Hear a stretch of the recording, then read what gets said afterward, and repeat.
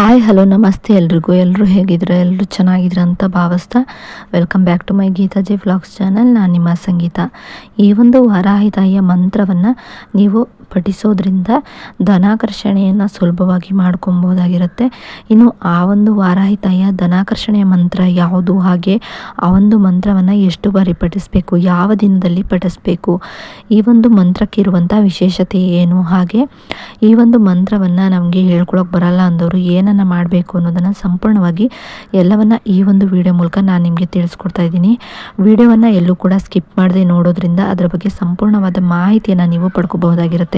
ಮೊದಲಿಗೆ ಈ ಒಂದು ವಾರಾಹಿ ತಾಯಿಯ ಮಂತ್ರವನ್ನು ನಾವು ಪಠಿಸುವಾಗ ಪ್ರೀತಿಯಿಂದ ನಂಬಿಕೆ ಇಟ್ಟು ಶ್ರದ್ಧಾ ಭಕ್ತಿಯಿಂದ ಪಠಿಸಿದರೆ ಯಾವುದೇ ರೀತಿಯ ಸಮಸ್ಯೆಗಳಿದ್ರೂ ಕೂಡ ದೂರವಾಗಿ ನಮಗೆ ಫಲಗಳನ್ನೋದು ಸಿದ್ಧಿಸುತ್ತೆ. ಯಾವುದೇ ಮಂತ್ರಗಳಾದರೂ ಕೂಡ ಅಷ್ಟೇ, ನಂಬಿಕೆ ಇಟ್ಟು ಪಾಸಿಟಿವ್ ಮೈಂಡ್ಸೆಟ್ಟಲ್ಲಿ ನೀವು ಪಠಿಸೋದ್ರಿಂದ ಯಾವುದೇ ಸಮಸ್ಯೆಗಳಾಗಿದ್ದರೂ ಕೂಡ ದೂರ ಆಗಿ ಫಲಗಳನ್ನೋದು ದೊರೆಯುತ್ತೆ. ಅದೇ ಅಪನಂಬಿಕೆಯಿಂದ ನೀವು ಯಾವುದೇ ಒಂದು ಮಂತ್ರವನ್ನು ಪಠಿಸಿದ್ರೂ ಕೂಡ ಅದರಲ್ಲಿ ಬರೀ ನೆಗೆಟಿವ್ ಅನ್ನೋದನ್ನೇ ನೋಡ್ತಾ ಇರ್ತೀರ.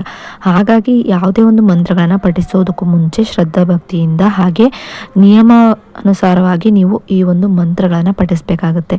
ಇನ್ನು ಈ ಒಂದು ಮಂತ್ರಕ್ಕೆ ಇಂತಿಷ್ಟೇ ನಿಯಮ ಅಂತ ಏನೂ ಇಲ್ಲ. ಆದರೆ ನಾನ್ ವೆಜ್ಜನ್ನು ತಿಂದಾಗ ಪಠಿಸ್ಬೇಡಿ, ಹಾಗೆ ಹೆಣ್ಮಕ್ಳು ಮುಟ್ಟಾದಂಥ ಸಮಯದಲ್ಲಿ ಪಠಿಸ್ಬೇಡಿ. ಇದಿಷ್ಟೇ ನಿಯಮ ಆಗಿರುತ್ತೆ.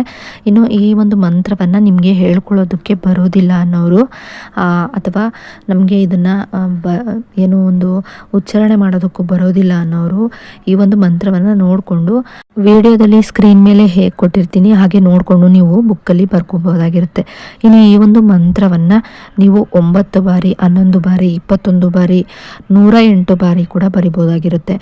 ಇನ್ನು ಈ ಒಂದು ಮಂತ್ರವನ್ನು ಇಷ್ಟು ಬಾರಿ ಕೂಡ ಪಠಿಸಬೇಕು. ಹಾಗೆ ನೀವು ಈ ಒಂದು ಮಂತ್ರವನ್ನು ಪಠಿಸುವಾಗ ನಿಮಗೆ ಎಷ್ಟು ಬಾರಿ ಪಠಿಸಬೇಕು ಅಂತ ಅನಿಸುತ್ತೋ ಅಷ್ಟು ಬಾರಿ ಪಠಿಸ್ಬೋದು. ಅದು ನಿಮ್ಮ ಆಯ್ಕೆ. ಅಂದರೆ 9 ಬಾರಿ, 11 ಬಾರಿ, 21 ಬಾರಿ, 108 ಬಾರಿ, ಇಷ್ಟರಲ್ಲಿ ನಿಮಗೆ ಎಷ್ಟು ಬಾರಿ ಪಠಿಸ್ಬೇಕು ಅನಿಸುತ್ತೋ ಅಷ್ಟು ಬಾರಿ ನೀವು ಪಠಿಸ್ಬೋದಾಗಿರುತ್ತೆ.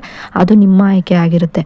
ಇನ್ನು ವಾರಾಹಿ ತಾಯಿಗೆ ರಾತ್ರಿ ಸಮಯ ತುಂಬಾ ಹೆಚ್ಚು ಪ್ರಿಯವಾಗಿರೋದ್ರಿಂದ ರಾತ್ರಿ ಸಮಯದಲ್ಲಿ ತಾಯಿಯ ಸಂಚಾರ ಕೂಡ ಮಾಡೋದ್ರಿಂದ ಆ ಒಂದು ಸಮಯ ತುಂಬಾ ಒಳ್ಳೆಯದು ಅಂತ ಹೇಳ್ಬೋದು. ಮಲಗೋ ಮುಂಚೆನಾದರೂ ನೀವು ಈ ಒಂದು ಮಂತ್ರವನ್ನು ಪಠಿಸ್ಬೋದು. ರಾತ್ರಿಯಿಂದ ಬೆಳಗಿನ ಜಾವದವರೆಗೂ ತುಂಬಾ ಒಳ್ಳೆಯ ಸಮಯ ಆಗಿರುತ್ತೆ. ಬ್ರಾಹ್ಮಿ ಮುಹೂರ್ತದಲ್ಲೂ ಕೂಡ ನೀವು ಪಠಿಸ್ಬೋದು. ರಾತ್ರಿ ಪಠಿಸೋದಕ್ಕಾಗೋದಿಲ್ಲ ಅನ್ನೋರು ಬ್ರಾಹ್ಮಿ ಮುಹೂರ್ತದಲ್ಲಿ ಪಠಿಸ್ಬೋದು. ಇಲ್ಲ ಬ್ರಾಹ್ಮಿ ಮುಹೂರ್ತದಲ್ಲಿ ನಮಗೆ ಪಠಿಸೋದಕ್ಕಾಗೋದಿಲ್ಲ ಅನ್ನೋರು ರಾತ್ರಿ ಮಲಗೋ ಮುಂಚೆ ಏನಾದರೂ ಪಠಿಸ್ಬೋದಾಗಿರುತ್ತೆ. ಅದರಲ್ಲೂ ರಾತ್ರಿ 2 ಗಂಟೆಯ ಸಮಯದಲ್ಲಿ ಪಠಿಸೋದ್ರಿಂದ ತುಂಬಾ ಹೆಚ್ಚು ಫಲಗಳನ್ನು ನೋಡ್ಬೋದು. ಯಾಕಂದರೆ ತಾಯಿಗೆ ಆ ಒಂದು ಸಮಯ ತುಂಬಾ ಪ್ರೀತಿ ಅಂತಲೇ ಹೇಳ್ಬೋದು. ಆ ಒಂದು ಸಮಯದಲ್ಲಿ ಹೆಚ್ಚಾಗಿ ಭೂಲೋಕದಲ್ಲಿ ಸಂಚಾರವನ್ನು ಮಾಡ್ತಾ ಇರ್ತಾರೆ ವಾರಾಹಿ ತಾಯಿ. ಹಾಗಾಗಿ ಆ ಒಂದು ಸಮಯ ತುಂಬಾ ಸೂಕ್ತ ಅಂತ ಹೇಳ್ಬೋದು. ಇನ್ನು ವಾರಾಹಿ ತಾಯಿಗೆ ತುಂಬಾ ಪ್ರಿಯವಾದ ದಿನಗಳು ಯಾವ್ದ್ಯಾವುದು ಅಂದರೆ ಮಂಗಳವಾರ, ಶುಕ್ರವಾರ, ಹಾಗೆ ಅಷ್ಟಮಿ, ಪಂಚಮಿ, ಅಮಾವಾಸ್ಯೆ, ಹುಣ್ಣಿಮೆಗಳಂದು ತುಂಬಾ ಪ್ರಿಯವಾಗಿರುತ್ತೆ. ಅದರಲ್ಲೂ ಅಮಾವಾಸ್ಯೆ, ಹುಣ್ಣಿಮೆ, ಪಂಚಮಿ ಅಥವಾ ಅಷ್ಟಮಿ ದಿನಗಳಲ್ಲಿ ಇದ್ದಾಗ ತಪ್ಪದೆ ಆ ಒಂದು ದಿನಗಳಲ್ಲಿ ನೀವು ಈ ಒಂದು ಮಂತ್ರಗಳನ್ನು ಪ್ರಯತ್ನ ಮಾಡಿ ಪಠಿಸಿ ಅಂತಲೇ ಹೇಳ್ತೀನಿ. ಯಾಕಂದರೆ ಆ ಒಂದು ದಿನ ತುಂಬಾ ಒಳ್ಳೆಯ ದಿನಗಳಾಗಿರುತ್ತೆ.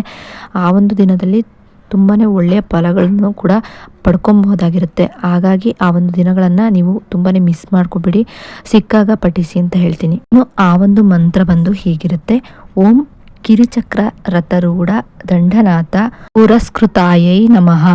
ಓಂ ಕಿರಿಚಕ್ರ ರಥರೂಢ ದಂಡನಾಥ ಪುರಸ್ಕೃತಾಯೈ ನಮಃ. ಓಂ ಕಿರಿಚಕ್ರ ರಥರೂಢ ದಂಡನಾಥ ಪುರಸ್ಕೃತಾಯೈ ನಮಃ. ಈ ರೀತಿಯಾಗಿ ಮಂತ್ರವನ್ನು ನೀವು 9 ಬಾರಿ, 11 ಬಾರಿ ಅಥವಾ 21 ಬಾರಿ, 108 ಬಾರಿನಾದರೂ ನೀವು ಹೇಳ್ಕೋಬೋದಾಗಿರುತ್ತೆ. ಈ ರೀತಿಯಾಗಿ ಹೇಳ್ಕೊಳ್ಳೋದ್ರಿಂದ ನಿಮ್ಮ ಜೀವನದಲ್ಲಿರುವಂಥ ಕಷ್ಟಗಳೆಲ್ಲ ದೂರವಾಗಿ ಧನಾಕರ್ಷಣೆ ಅನ್ನೋದು ತುಂಬಾ ಆಗುತ್ತೆ ಅಂತಲೇ ಹೇಳ್ಬೋದು. ಇನ್ನು ಈ ಒಂದು ಮಾಹಿತಿ ನಿಮಗೆ ಇಷ್ಟ ಆದರೆ ಲೈಕ್ ಮಾಡಿ, ಶೇರ್ ಮಾಡಿ, ಕಮೆಂಟ್ ಕೂಡ ಮಾಡಿ. ಇನ್ನಷ್ಟು ಇಂತಹ ಮಾಹಿತಿಗಳನ್ನು ನೀವು ಪಡ್ಕೊಬೇಕು ಅನ್ನೋದಾದರೆ ನನ್ನ ಗೀತಾಜಿ ವ್ಲಾಗ್ಸ್ ಚಾನಲ್ನ ಸಬ್ಸ್ಕ್ರೈಬ್ ಮಾಡ್ಕೊಂಡು ವಿಡಿಯೋ ನೋಡಿ. ಸಬ್ಸ್ಕ್ರೈಬ್ ಪಕ್ಕ ಬೆಲ್ಲೈಕನ್ ಬಟನ್ ಇರುತ್ತೆ, ಅಲ್ಲಿ ಆಲ್ ಆಪ್ಷನ್ ಮೇಲೆ ಕ್ಲಿಕ್ ಮಾಡಿದ್ರೆ ನೋಟಿಫಿಕೇಶನ್ ಮೂಲಕ ನಿಮಗೆ ವಿಡಿಯೋ ಬಂದು ತಲುಪುತ್ತೆ. ಆಗ ನೀವು ನನ್ನ ವಿಡಿಯೋನ ಮಿಸ್ ಮಾಡದೆ ನೋಡಬಹುದಾಗಿರುತ್ತೆ. ಇನ್ನು ವಿಡಿಯೋ ನೋಡಿದ್ದಕ್ಕಾಗಿ ಥ್ಯಾಂಕ್ ಯು ಫಾರ್ ವಾಚಿಂಗ್.